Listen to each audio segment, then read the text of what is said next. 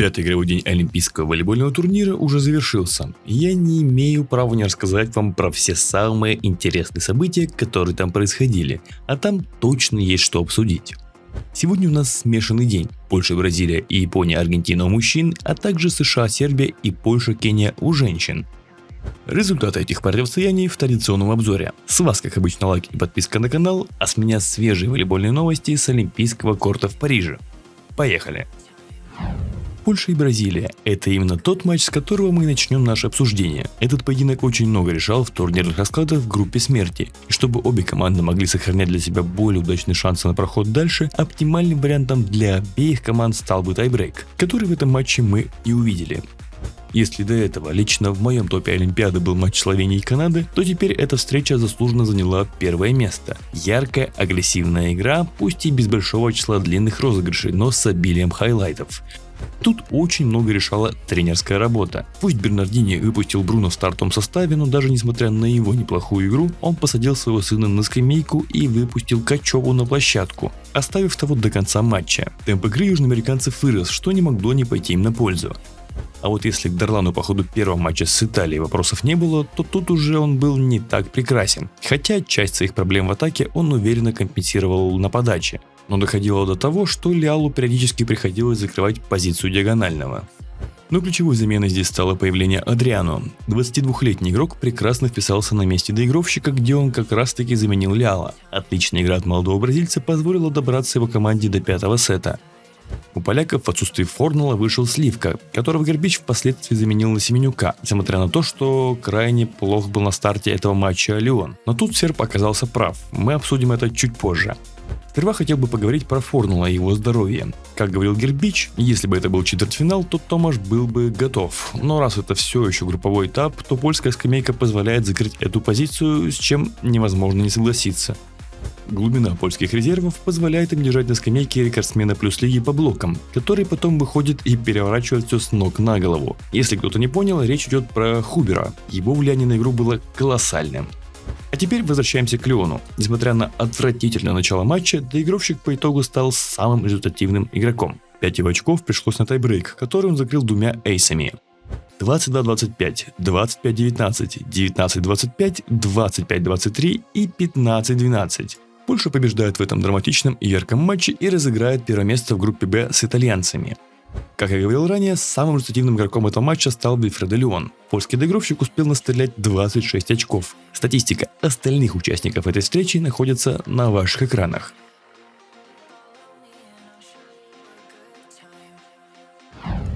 Дальше у нас еще один не менее принципиальный матч. Все же формат, который выбрали организаторы на эту Олимпиаду, действительно добавил нам еще больше интриги и непредсказуемости. Ценность каждого поединка выросла, как они это и задумывали.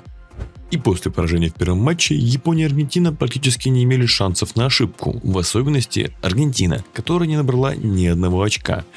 И шансы как минимум забраться на тайбрейк у них были. Но здесь определяющим стал второй сет, где аргентинцы уступили, ведя 9-16. Сперва они отдали японцам 5 очков подряд, потом оставили все нервы на спорном моменте, где так никто и не смог четко ответить, а было ли касание у японского блока или нет. По итогу красная карточка и проваленная концовка. Да, они забрали третий сет. Да, они чуть не совершили безумный камбэк в концовке четвертого игрового отрезка, но даже это не позволило им набрать хотя бы одно очко в этом матче, что пусть и оставляет теоретические шансы на проход в четвертьфинал, но скорее всего бронзовые призеры Олимпиады в Токио покинут Париж после третьего тура. Что бы хотелось тут отметить у Японии? Сперва похвалю Анадеру. Достаточно много претензий есть у рядового зрителя к центральной линии этой азиатской команды, но Таиши сегодня заставил замолчать всех критиков, проведя феерию в атаке, реализовав 11 из 13 попыток. И если он продолжит поддерживать такой ритм, то шансы у японцев на успешное выступление вырастут.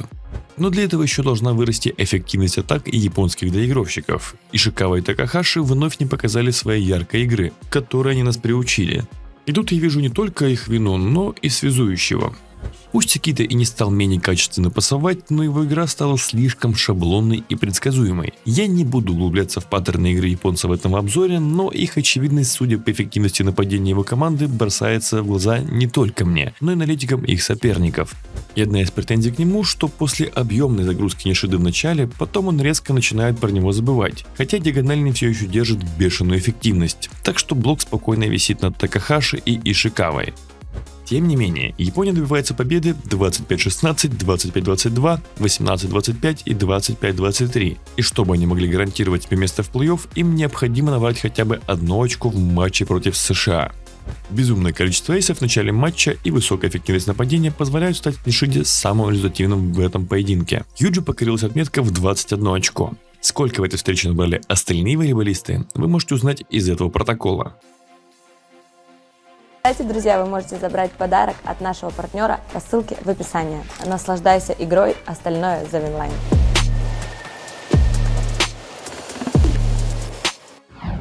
Женская половина игрового дня начиналась с интересной вывески США-Сербия. Но невзирая на громкое название, матч получился достаточно скучным, даже несмотря на 5 сетов. Лишь тайбрейк стал ярким украшением этого противостояния, но все, что происходило до этого, не вызвало у меня никаких ярких эмоций. Делитесь вашими впечатлениями от этого матча, если вам удалось посмотреть его полностью. Как я рассуждал еще до начала Олимпийских игр, отсутствие соревновательного тонуса может сказаться и на продуктивности Сербии на этом турнире, так как основные звезды пропускали Лигу наций, и мои предположения были не напрасными. Бошкович не показала ничего особенного в первом матче, и начало этого поединка также выдалось не самым успешным для нее, а значимость этой фигуры для сербской сборной невозможно переоценить. Благо нашелся лидер в лице Узелец, доигровщица смогла сместить на себя вектор атак, а в это время Тиана могла перезагрузиться, собраться с мыслями и получить больше пространства на сетке. И это действительно помогло сербской диагональной включиться в игру, и в завершающих сетах она была бесподобна. Но даже это не помогло Сербии победить, несмотря на то, что они отыгрались со счета 0-2. Победу забрали себе девушки из США, где все их приключения на американских горках также были тесно связаны с диагональной. Дрюс безупречно начала этот матч, но после мы практически не наблюдали от нее эффективной игры, вплоть до 5-го сета, но там ее 5 очков помогли США победить.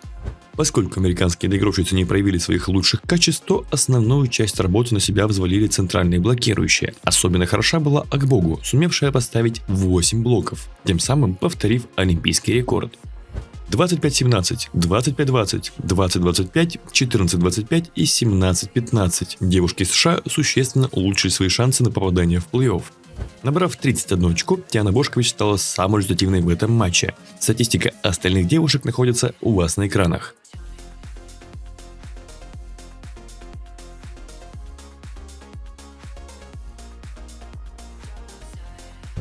Закрывали игровой день Польша и Кения. Очевидно, что ничего интригующего тут и быть не могло. Просто отметим дежурную победу польской команды 25-14, 25-17 и 25-15, благодаря которой они гарантировали себе место в плей-офф. Но и не отметить девушек из Кении я не могу себе позволить. Это было видно и по ходу их первого матча против Бразилии. Это бросалось в глаза и сейчас. Да, это далеко не самая техничная команда, но благодаря хорошему уровню атлетизма они могут показывать яркую игру. Еще более яркой их игру делают эмоции, которые генерируют кенийские волейболистки. Исключительно позитивный вайб и ничего лишнего. Для них эта Олимпиада праздник, пусть они и прекрасно понимают, что пробиться дальше у них шансов нет. Всем желаю такого же нескончаемого позитива. Больше всех очков здесь набрала кенийская диагональная Памела Адиамбо. На ее счету 14 результативных баллов. Протокол заключительного матча игрового дня уже находится на ваших экранах.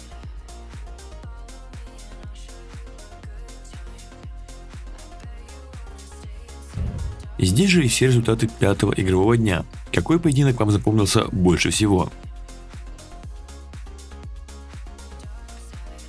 У мужчин себе проход в четвертьфинал обеспечили уже 5 команд. Это Словения, Франция, Италия, Польша и США. Судьба еще 3 путевок будет решаться в заключительном туре. У девушек матчей проведено меньше, так что лишь Польша успела обзавестись путевкой в четвертьфинал. Ну, а с вами, как обычно, был Николай Иванов. Любите то, что вы делаете, и все у вас обязательно получится. Скоро увидимся. Пока.